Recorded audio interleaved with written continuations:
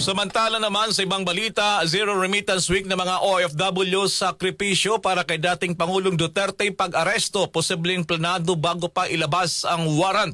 Detalye ng balitang yan mula kay Roger Manjes, Diario sa Piña, Florida. Joy!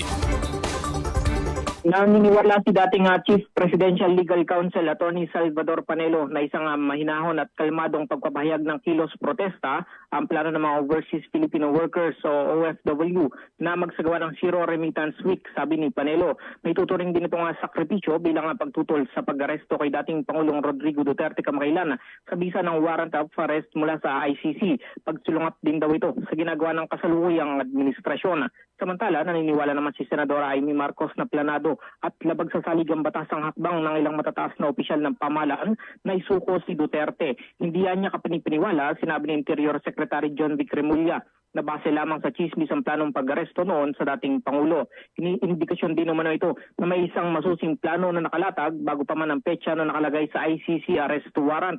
Ngayong araw nang ilabas ang preliminary report kaugnay sa resulta ng pagdinig ng Senado kung saan marami umano ang naging paglabag ng iparesto ang dating presidente.